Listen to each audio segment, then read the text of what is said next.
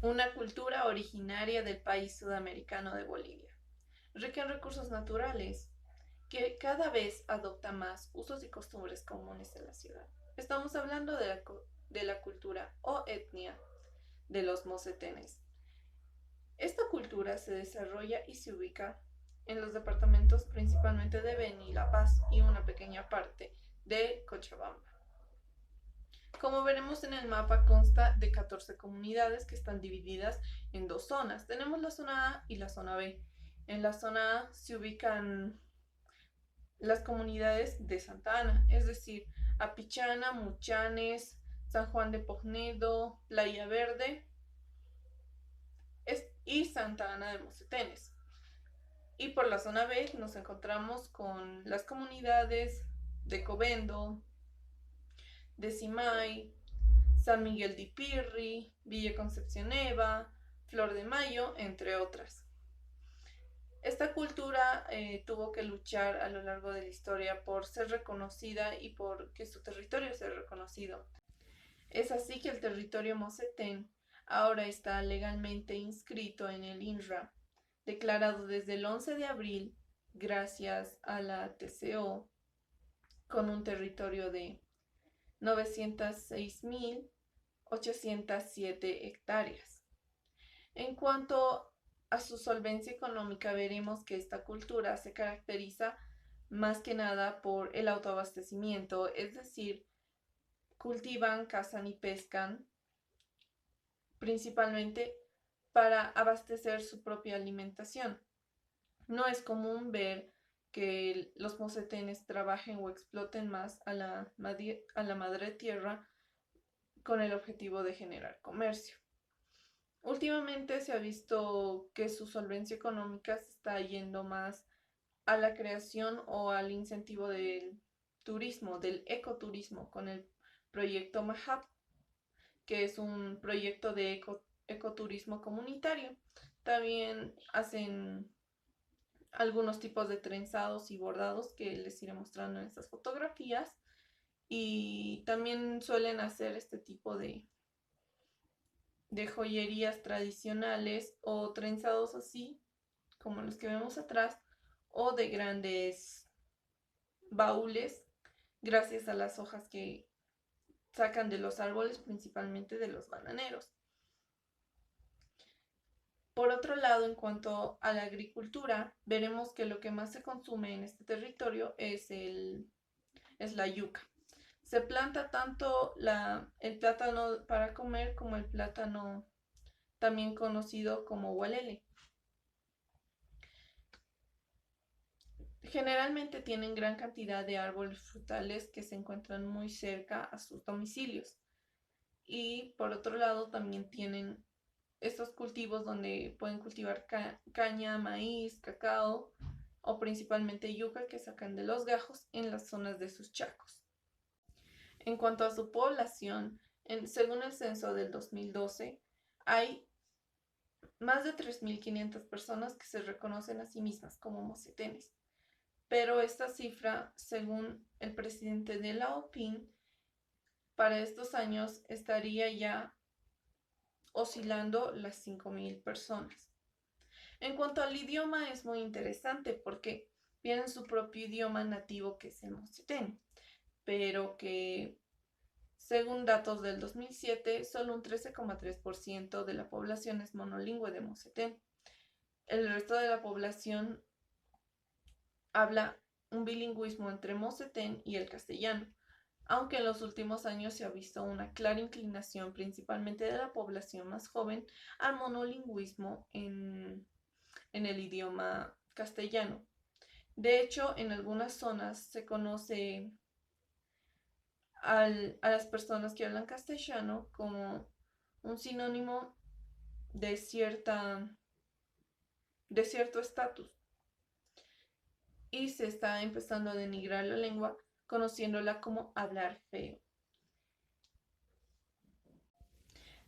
En cuanto a salud y servicios básicos, veremos que esta cultura tiene muy cerca las postas sanitarias y los centros de salud, principalmente en zonas donde se mueve el comercio como Palos Blancos o Caranavi.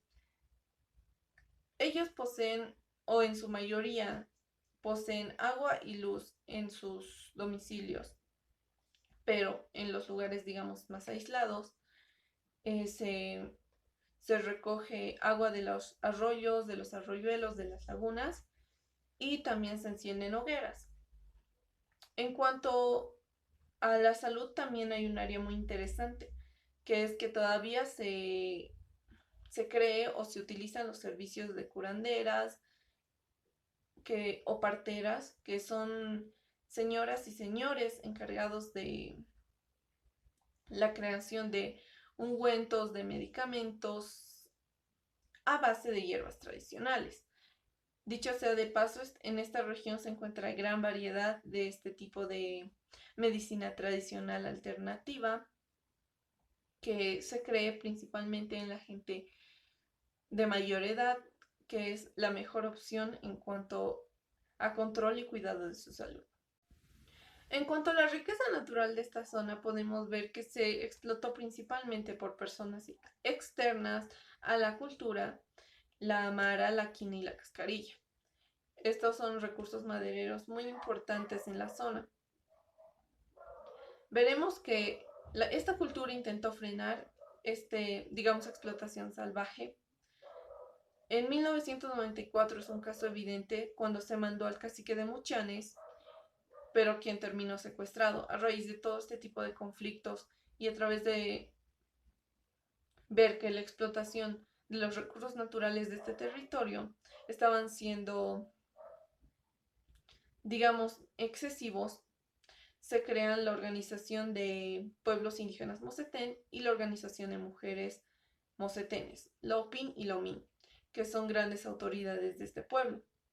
Ahora veremos que en cuanto a su fe y a sus creencias, tienen un dios que es Dojit o Mari, también se lo conoce como el abuelo Mari, y es a quien ellos deben solicitar de cierta forma permiso para poder cazar, para poder pescar. Él se encuentra en todo y en todas las cosas.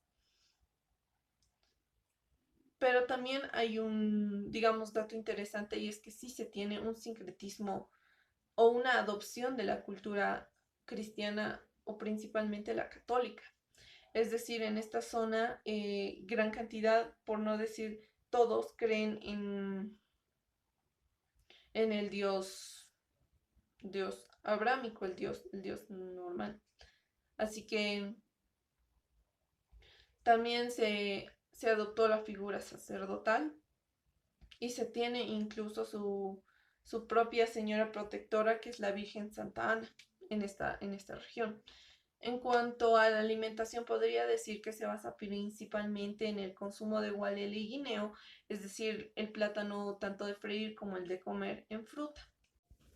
En cuanto a la forma de vida, veremos que ellos utilizan plantas como el chuchillo y la jatata para construir sus hogares. Tienen una, digamos, forma similar a lo que sería un jacal. Tienen los techos de jatatas, es decir, estas hojas que permiten que sea un ambiente fresco, y estas varas, que también se las conoce como chuchillo, que tienen que tener cierta distancia una de otra para poder dejar la luz y que sea un ambiente fresco para las familias que viven ahí. En cuanto a la danza, veremos que la mayor parte de estas expresiones culturales que presentan son adaptaciones de lo que ellos ven o de lo que ellos viven a través, digamos, de la casa, del sembradío. Es decir, que sus danzas se basan principalmente en la adaptación de este tipo o el tipo de movimientos que pueden generar los animales. Y también la vestimenta es en base de este tipo de tejidos, este tipo de materiales que son producidos principalmente por los árboles de plátano. En cuanto a tejidos, hacen unos trenzados principalmente para hacer sus baúles, para hacer sus esteras. Este tipo de prácticas aún se siguen manteniendo, y incluso llegan a hacerlos para el comercio de las personas que van a visitar este tipo de lugares para hacer ecoturismo. Ya para finalizar y como un vistazo a la historia, veremos que esta cultura ha sido muy influenciada y sigue siendo muy influenciada por agentes externos desde que las misiones franciscanas y jesuitas llegaron a la zona por el 1600. Esta cultura se ha caracterizado por ser partícipe de momentos importantes de nuestro país, como en las marchas por la vida que se realizaron en los años 90. Veremos que esta cultura aún sigue siendo amenazada hoy en día, por ejemplo, con la amenaza continua de la explotación de maderera o, digamos, las incursiones sísmicas en busca de petróleo por la zona. Ellos también consideran que el construir una represa podría ser peligroso para esta zona porque podría inundar las comunidades y algo que, digamos, se considera como amenaza principalmente por las personas más adultas de la región es el ingreso de a quienes llaman ellos interculturales, que son personas, digamos, de la ciudad o de otras etnias. Bueno, esta cultura ha sido muy interesante y los invitaría a seguir investigando sobre ella. Sin más, se despide Naomi. Muchas gracias.